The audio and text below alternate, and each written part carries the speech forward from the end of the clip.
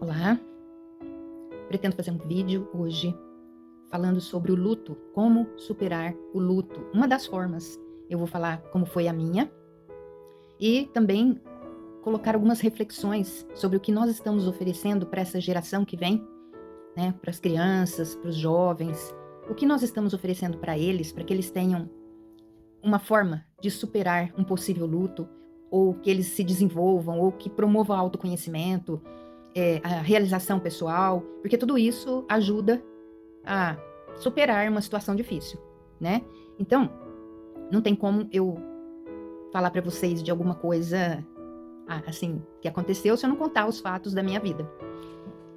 Então, quando eu era criança, eu brincava muito no quintal da minha casa, chamava os vizinhos, tinha um pomar, a gente subia, apanhava frutas e fazíamos teatrinho no quintal.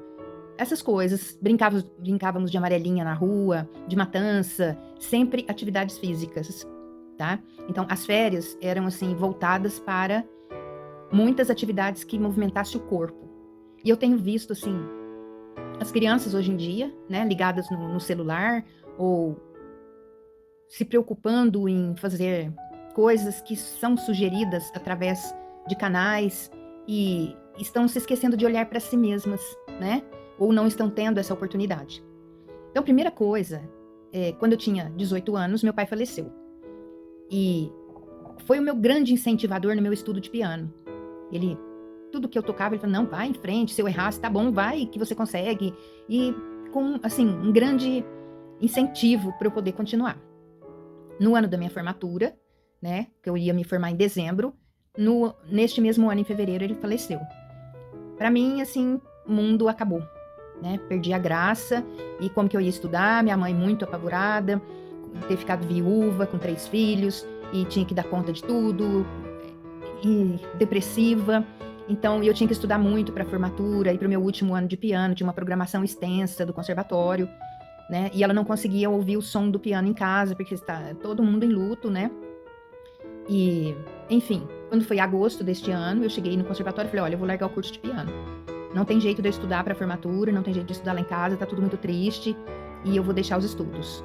Mas antes disso, logo após a morte do meu pai, eu fiquei tão, assim, chocada com aquilo, e sem saber o que fazer, né, que eu comecei a frequentar o cemitério todos os dias. Então, à tarde, eu saía com os meus livros de piano e ia para o cemitério, sentava lá no túmulo dele, acabava me deitando lá no túmulo, fazia os livros de travesseiro e chorava até dormir. Até o zelador lá, o coveiro, chegar no final da tarde e falar, moça, nós estamos fechando, vamos sair. Aí eu saía, porque eles estavam fechando. Isso durou uns 3 meses, fazendo isso diariamente. Até o dia que eu, voltando para casa, me encontrei com um amigo do meu pai, que tinha sido amigo do meu pai, um promotor, e ele era espírita, então ele falou para mim, olha, teve uma reunião espírita, e seu pai comunicou, e pediu para você parar de ir ao cemitério, porque você está atrapalhando ele. Ele não consegue passar para o outro plano, de tão preocupado que ele está com você. Eu fiquei assim, chocada do homem falar aquilo, né? Falei, meu Deus, não gostei, mas parei de ir. E depois disso, então, não tinha como estudar em casa, estava difícil. Aí o conservatório, quando eu falei que eu ia deixar os estudos, fazia 11 anos que eu estava estudando, porque antigamente era assim, nós fazíamos 2 preliminares, como se fosse na escola, prézinho, 1 e 2, né? E depois primeiro ano, segundo ano, são 9 anos, então um total de 11 anos. Fazia 11 anos que eu estava estudando piano e era o ano da formatura. Em agosto eu falei, eu vou largar. Aí todo mundo desesperou, nossa, mas faz 11 anos que está estudando, você não pode largar? Eu falei, não tem como eu me apresentar na formatura, não tem como eu fazer os exames, porque todo mês tinha provas e tinha exame com banca examinadora e tudo. Eu falei, não tem condição de eu fazer. Então, aí eles me deram uma chave de uma sala para eu poder estudar lá de setembro até dezembro. Aí a professora deu a música para eu poder estudar, eu estudava 8 horas por dia.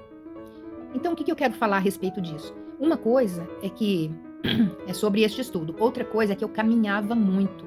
Eu andava pela cidade, assim, caminhando. E o caminhar vai aliviando, né, pensamentos, vai aliviando. Tinha uma amiga que caminhava comigo, a gente andava, assim, sem muita direção, andando e conversando. E hoje eu estou vendo, assim, com os estudos, com os vídeos na internet, quanto a caminhada afeta o emocional positivamente, né? E também que nós temos memórias musculares, e quando a gente começa a liberar isso do nosso corpo, nós vamos nos tratando. Então tá, aí eu comecei a estudar 8 horas por dia, deixa eu tomar uma água. Eu caminhava bastante, todos os dias, e é uma coisa assim, o caminhar realmente é uma das coisas mais importantes. Recentemente, eu tô experimentando isso novamente, eu conto depois como, mas vamos focar aqui primeiro no estudo. Então, eu fico pensando que oportunidade que nós estamos dando para essa geração que está vindo aí, que só tem como distração ou como ocupação o celular. Brincam na rua? Não é possível, hoje está bem perigoso. Brincam no quintal? Às vezes estão no apartamento. O que essas crianças fazem? Para brincar. O brincar é uma coisa muito séria. Desenvolve muitas habilidades, né? Tanto físicas, como emocionais, como de interação com as pessoas, interpessoais. Tá. Aí o estudo. Quando nós vamos estudar uma partitura, deixa eu te mostrar aqui uma partitura. Por exemplo, aqui tem uma partitura. Você tem que decodificar esses símbolos, né? Ou seja, isso aqui é pura matemática. Você raciocina. Então, tem acidentes, tem outros símbolos e tudo que você vai tendo que decodificar. O que está fazendo o que você está fazendo neste momento que você está focada ali decodificando o símbolo? O quê? Trabalhando o lado esquerdo do cérebro, ou seja, trabalhando o raciocínio, trabalhando a parte da razão. Então, se meu cérebro está muito lotado, ou o meu coração de emoções, de luto, como é o caso que eu estou falando, de muita emoção, de muita tristeza, de depressão, de qualquer coisa nesse nível, o racional precisa entrar em ação, porque senão a pessoa só vai afundando. Então, qual foi a salvação para o meu caso? Foi ler partituras, foi estudar. Então, enquanto eu estava ali ocupando o meu cérebro, o lado esquerdo do meu cérebro e a razão estava deixando a emoção um pouco de lado. Lógico que não totalmente, mas foi uma coisa que me ajudou. Nossa, eu atribuo ao piano a minha salvação. No momento, num ano de luto, eu com meu pai, nós tínhamos uma afinidade muito grande, conversávamos por olhar. Então foi uma perda que eu achei que eu não iria superar. Mas o estudo de piano me ajudou. E eu fico pensando, tenho visto muitos vídeos de crianças ao redor do mundo, né? Aprendendo a tocar um instrumento, aprendendo a ler uma partitura e trabalhando esse lado racional, esse lado matemático que a partitura traz, né? Suprindo emoções negativas, né? Ou recuperando emoções negativas, ou fazendo daquilo ali um trabalho para que ela se realize de alguma forma. E o meu recado breve é esse. O que nós estamos oferecendo para o cérebro destas crianças de hoje? Para que ele ative, né? Faça sinapses, porque quando a gente está trabalhando a leitura de uma partitura, nós estamos fazendo sinapses cerebrais. O quê? O que traz realização pessoal? Assistir vídeos, jogar, será que isso traz alguma realização pessoal? Eu fiz, eu me esforcei, eu consegui, eu decodifiquei, o que eu fiz, o que eu faço, o que a criança faz por ela mesma, tá? Então, este é uma sugestão aqui e um alerta. Atividade física e atividade cerebral, tá? Racional. E no meu caso, o racional foi a partitura. Então tem gente que fala, não, já sei, de ensinar os acordes, trabalho o lado direito do cérebro como intuição. É muito bom para expressar as emoções, mas não trabalha o racional. Nossa, eu vou ficando rouca. Dá licença um pouquinho. E aí, a sugestão aqui é, salvem o cérebro das crianças. Os cérebros das crianças, salvem. Com esse tipo de atividade. Eu só posso sugerir essa, porque essa foi a que me salvou, digamos assim, tanto a caminhada, como o estudo diário da partitura, decodificando, ocupando meu raciocínio, fazendo sinapses. Isso salvou a minha fase de extremo luto, tá? Então, é um depoimento que eu deixo para vocês, porque as pessoas acham que estudar um instrumento é se tiver dom. Ou vai estudar instrumento para quê? Vai dar dinheiro? É o primeiro pensamento. Isso vai trazer dinheiro?